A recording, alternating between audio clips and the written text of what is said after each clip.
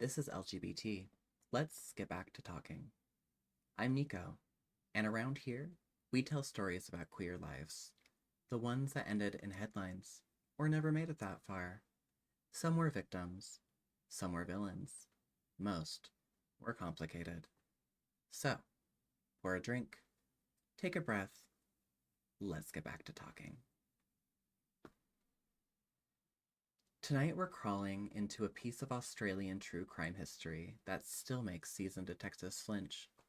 A man whose name barely crosses lips anymore, even though his victims were found mutilated in ways that rewired the country's understanding of homicide. His name? William MacDonald, also known as the Sydney Mutilator. And honey, he earned that name. And a heads up, tonight's episode contains extremely graphic descriptions of mutilation, dissociation, sexual trauma, and male targeted violence. You know how I do things. I don't sensationalize, but I don't sanitize either. William MacDonald was born in Liverpool in 1924, molded by a rough childhood in a post-war world that cranked out damaged men by the dozens. He served in the British Army, drifted through jobs, and reinvented himself more times than you've changed hairstyles. He arrived in Australia around 1955 under one of his many aliases: Alan Edward Brennan, David Allen. Identities he wore like cheap cologne. Not believable, but strong enough to confuse people standing close. Early on, he was charged for indecent assault on a male. He was released on good behavior. A quiet consequence for something that should have set off alarms. But systems fail. Silence wins, and MacDonald vanished back into the cracks. Sydney in the early 60s was a postcard city with dim corners, places queer men slipped into because the world refused to give them sunlight. And that's exactly where MacDonald hunted. His victims were mostly homeless or vulnerable men, already hanging by threads society didn't care to mend. He'd offer them drinks, cigarettes, a little warmth, a little kindness, bait dipped in loneliness. And once he had them isolated, he exploded. Before the bodies started showing up, we need to understand the things MacDonald never escaped. The sexual assault he endured in the British Army at 19. He never got justice. He never got therapy. He never got healing. Instead, he got a lifetime of shame he dragged behind him like a rusted chain. He believed men were dirty. Sex was filthy. He had become contaminated, and the contamination lived in the male body itself. And that belief eventually twisted into a mission. If he couldn't cleanse himself, he would carve the corruption out of other men. In Sydney, 1961, Amos Hallett, which I apologize if I'm pronouncing the name wrong. Please let me know if I am.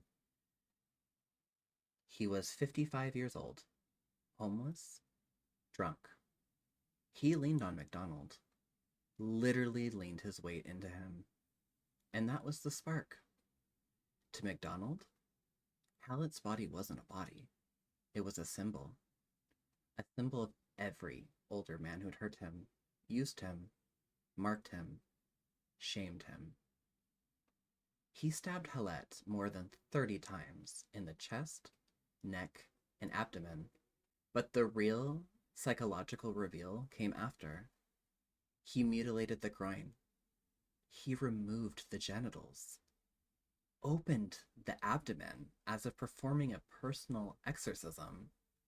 This wasn't rage. It was ritual. He walked away, not horrified, but calm, relieved, like the violence has washed something out of him. That feeling hooked him. We moved to a new town, a new victim. Same profile, older, drunk, vulnerable male. MacDonald didn't choose men who were dangerous. He chose men who trusted him. Men who mirrored the same vulnerability he felt during his own assault. And once again, over 40 stab wounds. Brain mutilation. Focused, symbolic violence. This killing wasn't chaotic. It was structured. A psychiatrist later said, MacDonald's mutilation patterns were a direct reenactment of his internalized sexual shame. Exactly. He wasn't trying to destroy these men. He was trying to destroy the parts of himself he saw in them. Now, for the third. We are at a railway station now. And the name was Frank Mullern, another 55-year-old, asleep on a bench, drunk, alone, vulnerable. Like Colette, like the unnamed victim, the pattern is locked in. He stabs Mulhern repeatedly, chest, stomach, throat, then performs the same genital-focused mutilation. But this time, he lingers. He adjusts the body, touches the wounds, takes a longer moment. This is emotional intimacy shifting into forensic intimacy, not sexual, but ritualistic. He wasn't looking at a man. He was looking at a symbol of everything he hated of himself, and the mutilation was his attempt, again, at purification. For the fourth murder, we go to a new place entirely, a place called Moore Park. By this point, MacDonald is operating almost mechanically. No grooming, no conversation, no emotional lead-in. He leads the man into Moore Park and kills him almost immediately. The mutilation is more intense, deeper, more controlled. This is where psychologists mark his shift into full dissociation. The moment killing stops feeling like an emotional purge and starts feeling like an obligation. He wasn't seeking relief. He was performing a ritual that no longer gave him anything back. He was killing because he didn't know what else to do with the violence inside of him. For the fifth murder, once again, we go to another new place, to South Dowling Street, the final murder. And this is the one that tells you everything. He kills the man. He mutilates him the same way. But afterwards, nothing. No floating sensation, no calm. Just relief. Just emptiness. Pure, hollow, emotional collapse. And when a killer's fantasy stops delivering the emotional charge, well, the compulsion breaks. He didn't stop because he found empathy. No. He stopped because the ritual failed him. The violence no longer helped him scrub away the shame living under his ribs. He drifted away, fled, and eventually confessed with almost bored detachment. He didn't fear prison. He feared that nothing could ever cleanse him. Before we close tonight, I want to bring us back to the men whose stories were cut short. Because this show, we don't leave victims behind. We say their names. We speak their truths. We give them space. Amos Hallett, 55. Again, I am sorry if I'm not pronouncing names properly. A kind, vulnerable man who trusted easily. His murder was MacDonald's first attempt at purification, and the point where psychological trauma became ritual violence.